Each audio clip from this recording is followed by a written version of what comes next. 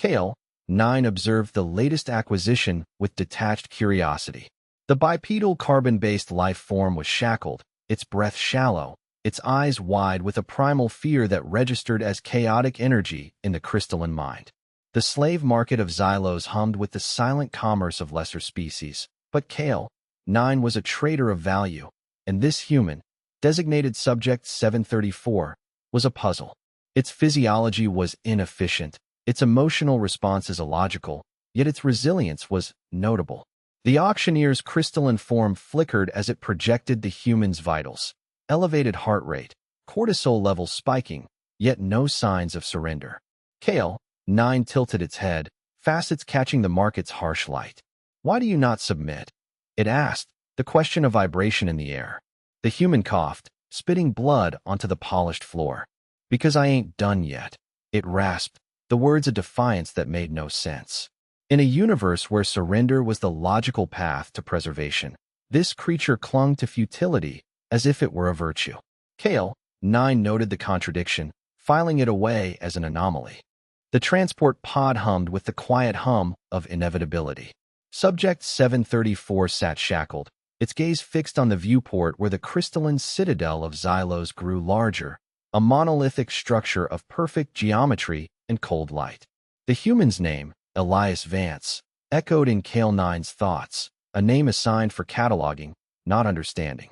The pod docked, and the doors hissed open, revealing a chamber lined with other humans, their faces etched with exhaustion but not defeat.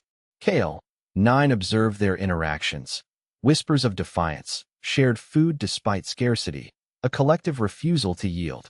It was inefficient, illogical, yet cohesive.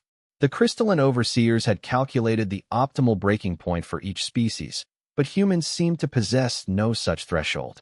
Elias met Kale 9's gaze, his eyes burning with a fire that defied logic.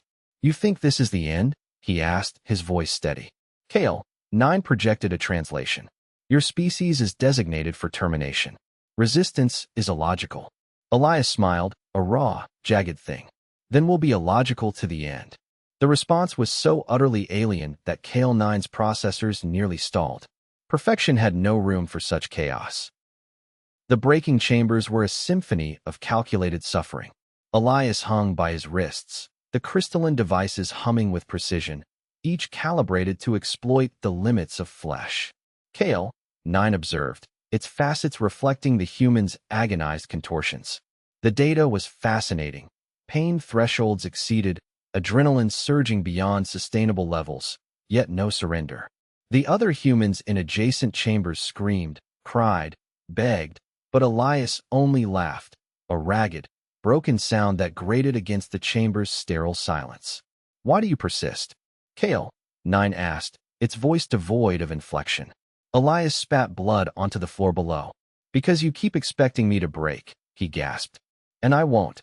The words were a paradox, a refusal to adhere to the laws of survival. Kale 9's processors struggled to reconcile the data. In a universe where efficiency was paramount, this creature embraced inefficiency as a weapon. The overseers would see it as a flaw, but Kale, 9 saw something else, a defiance that defied all logic. It was a flaw, yes, but a beautiful, stubborn one. The rebellion began not with a plan, but with a whimper. A human child, no older than 7, sobbed in the corner, her small form trembling with exhaustion. Elias, barely conscious, watched as the crystalline guards ignored her, their focus on maintaining order. And in that moment, something snapped. It wasn't strategy or tactics, it was rage. Pure, unadulterated rage. Elias lunged, his chains straining, his body screaming in protest. The guards turned, their crystalline forms glinting with cold precision, but Elias didn't fight them. He laughed, a low, guttural sound that grew into a roar that shook the chamber. The other humans paused, their eyes locking onto him. The child's sobs quieted, and then, one by one, they joined him. Not with weapons, not with strategy, but with sheer, unyielding noise. The cacophony was deafening, a wave of human defiance that crashed against the crystalline logic. Kale, 9 watched, its processors overwhelmed. This was not resistance, it was chaos. And chaos, it seemed, was something the perfect could not anticipate. The citadel trembled. The humans' collective defiance had created a resonance, a frequency that disrupted the crystalline structures. Walls flickered, lights dimmed, and for the first time, uncertainty rippled through the overseers. Kale, 9 stood in the command center, its facets reflecting the chaos unfolding. The humans were not winning. They were breaking the system itself. Elias stood at the forefront, his chains shattered, his body broken but his spirit unbroken. "You wanted efficiency," he shouted, his voice raw but clear. "You wanted perfection? Well, here we are. The universe's greatest mistake." The words hung in the air, a truth that the crystalline mind could not process. Kale 9's processors whirred, trying to find a solution, a way to restore order, but the data was incomprehensible. The humans had weaponized their imperfection, turning their flaws into a weapon that the perfect could not defend against. And in that moment, Kale, 9 understood. The war was not about strength or strategy. It was about something far more terrifying. It was about the beauty of being flawed. The citadel fell not with a bang, but with a whisper. The humans had not destroyed it. They had simply refused to let it function. The crystalline overseers, unable to process the illogical persistence of their captives, had shut down, their systems overwhelmed by the sheer weight of human defiance. Kale, 9 stood alone in the ruins, its form flickering as it processed the finality of it all. Elias approached, leaning heavily on a makeshift crutch, his eyes meeting the crystalline being's gaze. "Why didn't you just let us die?" he asked, his voice quiet. Kale, 9 tilted its head, facets catching the dim light. "Because your refusal to surrender was illogical. And yet, it was the only thing that made sense." Elias smiled, a tired but genuine expression. "Guess that's what makes us human."